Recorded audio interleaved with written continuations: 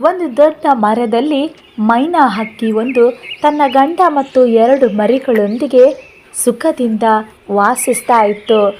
ಪ್ರತಿ ಬೆಳಿಗ್ಗೆಯೂ ತಾಯಿ ಮೈನಾ ಹಕ್ಕಿ ಸಿಹಿಗಾನದಿಂದ ದಿನವನ್ನು ಆರಂಭಿಸ್ತಾ ಇತ್ತು. ಅದರ ಗೂಡು ಇಡೀ ಹಕ್ಕಿಗಳ ವಾಸಸ್ಥಳದಲ್ಲಿ ಖುಷಿಯನ್ನು ತುಂಬಿತ್ತು.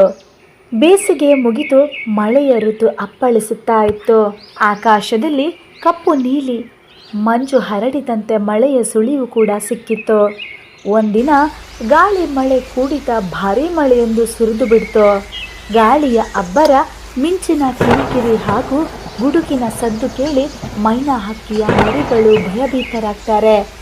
ಆ ಸಮಯದಲ್ಲಿ ತಾಯಿ ಮೈನಾ ತನ್ನ ಮರಿಗಳನ್ನು ತನ್ನ ರೆಕ್ಕೆಯ ಅಡಿಯಲ್ಲಿ ಕಟ್ಟಿ ಹಿಡಿದು ಹಿತವಾದ ಮಾತಿನಲ್ಲಿ ಹೇಳ್ತಾಳೆ, ಏನೂ ಚಿಂತೆ ಬೇಡ ಮಕ್ಕಳೇ, ನಾನು ನಿಮ್ಮ ಜೊತೆಗಿದ್ದೇನೆ. ಈ ಮಳೆ ಕೂಡ ಒಂದೊಂದು ರೀತಿಯಲ್ಲಿ ನಮಗೆ ಒಳ್ಳೆಯದೇ.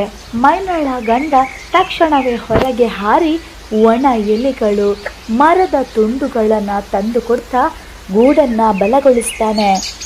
ಬೆಚ್ಚಗಿನ ಗೂಡಿನಲ್ಲಿ ತಾಯಿ, ತಂದೆ, ಮಕ್ಕಳು ಒಂದೇ ಗೂಡಿನಲ್ಲೇ ಸುರಕ್ಷಿತವಾಗಿರ್ತಾರೆ.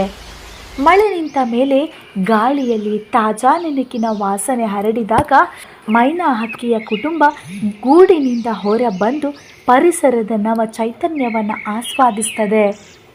ಮರಿಗಳ ಮುಖದಲ್ಲಿ ಮತ್ತೆ ನಗು ಮೂಡಿತ್ತು. ಆ ದಿನದ ನಂತರ ಮೈನಾ ಹಕ್ಕಿಯ ಕುಟುಂಬಕ್ಕೆ ಮಳೆ ಭಯದ ತಾಣವಲ್ಲ, ಬದಲಾಗಿ ಪ್ರೀತಿಯ ಕುಟುಂಬ, ಬಾಂಧವ್ಯದ ಹಾಗೂ ಹೆಮ್ಮೆಯ ಅನುಭವವಾಗಿ ಮಾರ್ಪಟ್ಟಿತು.